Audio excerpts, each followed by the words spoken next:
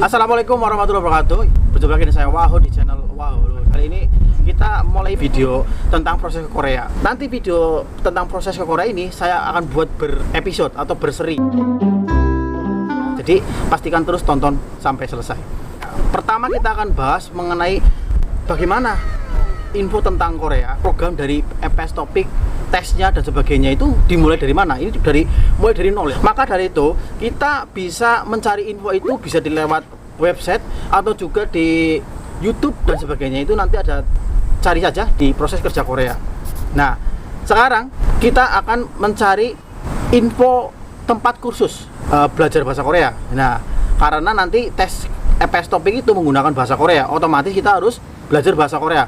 Sebetulnya itu bisa dilakukan dengan otodidak, alias bisa belajar lewat internet dan lewat online juga bisa. Tetapi karena mungkin banyak yang belum tahu tentang proses ke Korea, akhirnya memilih LPK atau tempat pembelajaran kursus bahasa Korea. Nah, berikut kita akan coba tanya-tanya sama teman saya tentang prosesnya dia memilih LPK. Oke, langsung saja Mbak Rita sini. Nah, ini dia. Ya, assalamualaikum Mbak. Waalaikumsalam. Annyeonghaseyo. Annyeonghaseyo. Iya, Mbak Rita ini kenalin dari mana Mbak Rita? Dari Purbalingga, Iya. Jawa Tengah.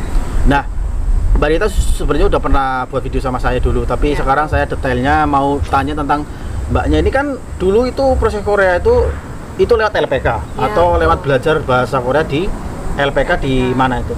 Di Purwokerto saya. Di Purwokerto. Iya. Oh, terus gimana awalnya itu tahu kalau ada LPK yang recommended di Purwokerto itu?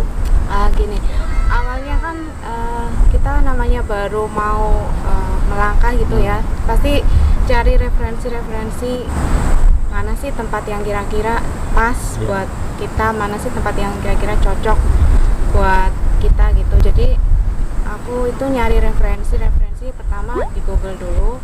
Oke. Mana tempat LPK yang kira-kira recommended gitu. Terusan setelah cari di Google, kita langsung aja terjun ke LPK-nya, ke tempat TKP ya. Langsung terjun, kita tanya-tanya, kita survei gimana-gimana. Pokoknya tanya sampai sedetail mungkin. Habis itu udah beberapa LPK lah, ada beberapa LPK yang sempat saya kunjungi juga. Dan akhirnya memutuskan di salah satu LPK di Purwokerto itu. Akhirnya ya belajar di situ. Itu karena alasannya apa? Karena itu LPK-nya dilihat dari biayanya atau tentang dekatnya dari Ya. rumah?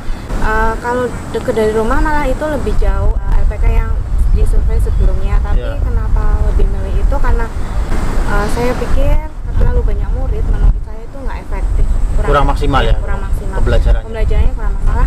Saya milihnya yang murid sedikit tapi kita Diprioritaskan. Ya, diprioritaskan gitu.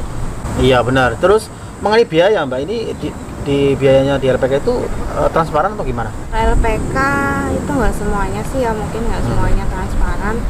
Pasti ketika kita masuk di LPK tanya-tanya, pasti kan kalau jawab sih mungkin ABC mungkin dijelaskan ya, dijelaskan ABC begini-begini dijelaskan. Tapi kadang ada LPK yang awalnya kita masuk, oke, dijelaskan secara detail ini A B C D E sebagainya sampai Z. Tapi ketika kita masuk kadang nggak sesuai sama yang awalnya dibicarakan gitu. Jadi, Ya kalau untuk gurunya itu yang ngajar di sana itu memang ex Korea atau dari ya, mana? kalau untuk guruku sendiri dulu emang ex Korea, dia udah 10 tahun di Korea. Tapi itu ada berapa siswa di situ pas? Pas barengan Iya. sekolah, pas bareng sekolah kurang lebih 30 per kelas ya? per kelas ya. Itu cuma dua kelas dan apa ya, menurutku pasti semuanya lulus kalau muridnya aktif. Karena apa ya, itu muridnya cuma sedikit. Kalau kebanyakan kelas itu kan kadang nggak fokus, terus nanti ditanya-tanya sama murid kan juga kayak kurang jelas kurang gitu. detail itu nantinya. Untuk kelasnya itu ada kelas pagi, malam atau satu Ada, kelas? iya. Kalau untuk kelas itu ada kelas pagi sama kelas malam. Kalau untuk kelas pagi sampai sore. Tapi kalau yang kelas paginya mau ikut lagi kelas malam itu boleh. Kalau di LPK dulu boleh.